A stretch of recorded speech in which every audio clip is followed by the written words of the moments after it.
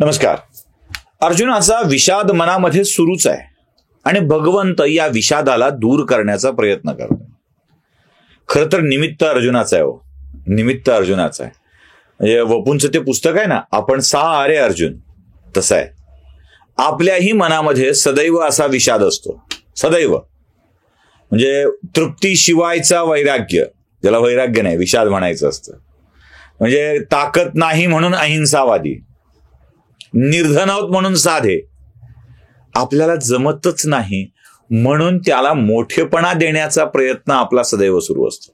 अर्जुनाचंही असंच चालू आहे. अर्जुनानं युद्धभूमीच्या मधोमध उभ्या केलेल्या रथामधून आपल्या सगळ्या लोकांना बघितलंय, गांडीव बिंडीव खाली ठेवलंय सगळं, आणि तो म्हणतोय की देवा, अरे राज्य नसलेलं बरं. असं राज्य उपभोगण्यापेक्षा आपल्याच आप्तस्वकीयांच्या रक्ताने माखलेल्या भूमीवर राज्य करण्यापेक्षा ते नसणे आणि त्यांच्या हातून मरणे मी पसंत करीन. अर्जुनाचं वाक्य फार महत्वाचं आहे. आप्तस्वकीयांच्या रक्ताने माखलेल्या भूमीचा स्वामी होऊन जगण्यापेक्षा त्यांच्या हाताने मरणे मी पसंत करीन, म्हणून अर्जुन शोक करू लागलाय. आता हा शोक करणाऱ्या अर्जुनाकडे बघितल्यावर भगवंत त्याला जरा कन्व्हिन्स करण्याचा प्रयत्न करतायत. असं नसतं बाळा, असं नसतं अर्जुना, असं नसतं रे म्हणायचं, असं नसतं रे समजायचं. या स्वरूपाच्या सगळ्या गोष्टी चालल्यात आणि भगवंत खूप सुरेख सांगतायत. भगवंतानी पहिलाच प्रश्न अर्जुनाला विचारलाय. अर्जुना, तू ज्यांना आप्तस्वकीय म्हणतोयस आणि ज्यांच्या रक्ताने माखलेल्या भूमीवरती राज्य करायचं नाही म्हणतोयस, ते तुझे आप्त आहेत का रे? अर्जुन म्हणतो, हो तर. पितामह, गुरु, कुलगुरू, बंधू, किती बंधू आहेत, काय नाती आहेत, एक एक एक एक एक. हे माझ्या जवळचे तर आहेत ना, प्रत्येकाशी माझं नातं आहे देवा, आणि या नात्यांना मी आप्त समजतो. हे आप्तच आहेत माझे, त्यांचं कसं रक्त या भूमीवरती मी सांडू? तेव्हा भगवंतांनी अर्जुनाला आततायी माणसाची लक्षणं सांगितली आहेत. आततायी माणसं काय असतात? ही आततायी माणसं, ते म्हणतात भगवंत, अर्जुना, तू ज्यांना आप्त म्हणतोयस ना, ती आप्त नाही आहेत, ती आततायी आहेत. आततायी माणसांची लक्षणं काय काय असतात जरा नीट समजून घे. आततायी माणसाची लक्षणं काय काय असतात आता समजून घ्या बरं का सगळेच. आततायी माणसं कोण असतात, कशी असतात, हे समजणं आवश्यक आहे. आताची स्थिती ही अशीच आहे. तिथे हस्तिनापूरच्या कुरुक्षेत्रावर युद्ध सुरू होतं. त्या युद्धात तलवारी, गदा, वेगवेगळी अस्त्रशस्त्र चालायची. इथेही आपल्या भारत नावाच्या कुरुक्षेत्रावर असंच युद्ध चालू आहे आणि इथेही आततायी माणसांची संख्या मोठी आहे. भगवंतांनी जी आततायी माणसं सांगितली ती कोणती आहेत समजून घ्या. भगवंत म्हणतात, तू ज्यांना आप्त समजतोस ती आप्त नव्हेत, ती आततायी आहेत. आणि ह्या आततायी माणसांची लक्षण ठेव. आग लावणारा, एकमेकांच्या मध्ये आग लावणारा, भांडण लावणारा, आगही लावणारा, प्रत्यक्षात आगही लावणारा. खांडवण, दुसरं काय होतं? खांडवनापेक्षाही लाक्षाग्रह, दुसरं काय होतं? लाक्षाग्रह जाळलं, आग लावणारा होता. नात्यांमध्ये आग लावणारा होता, भांडण करणारा होता. दुसऱ्याचं धन हरण करणारा, जो दुसऱ्याचे पैसे हडप करतो, ताब्यात घेतो, तो दुसऱ्याचे पैसे हडप करणारा सुद्धा आततायी असतो. परस्त्री हरण करणारा अथवा परस्त्रीवर वाईट नजर ठेवणारा आततायी असतो. द्रौपदी, दुःशासन, दुर्योधन, कर्ण या आततायी प्रकार देतात. आग लावणे कौरवांची लक्षणं आहेत. धन हरण करणे कौरवांची लक्षणं आहेत. दुसऱ्याच्या स्त्रीचं हरण करणारा कौरवांचं लक्षण आहे, तो सुद्धा आततायी असतो. गुप्तपणे विष पाजणारा, भीमाला तर लहानपणीच पाजलं होतं, ती कथा आपण ऐकली ना. भीम लहान होता, विष पाजलं, गुंगीत गेला, गुंडाळलं लाकडांच्या मध्ये आणि नदीत टाकून दिलं. नदीत टाकून दिल्यावर तो वाहत वाहत गेला, पाताळ नागलोकामध्ये गेला. नागलोकाने त्याला काही वेगवेगळ्या गोष्टी दिल्या आणि मग परत आला. ही कथा आपण ऐकलेली.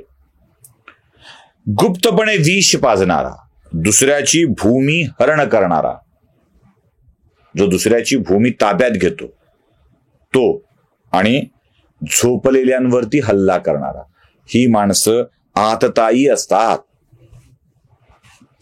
जरा विचार करा बरं, अशी माणसं आत्ता आपल्याकडे आहेत का?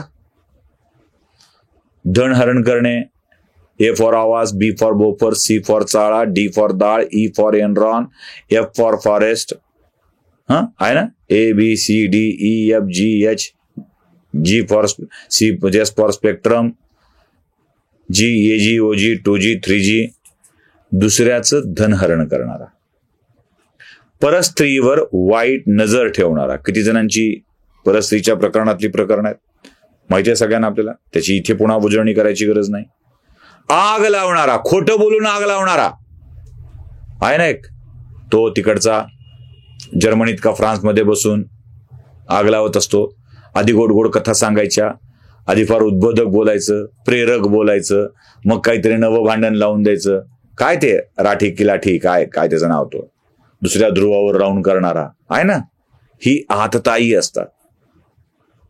परस्त्रीवर नजर ठेवणे, परक्याचं धन हरणे, गुप्तपणे विष पाजणे, लोकांची भूमी हरण करणे, झोपलेल्यांवरती हल्ला करणे, या माणसांना आततायी म्हणावं.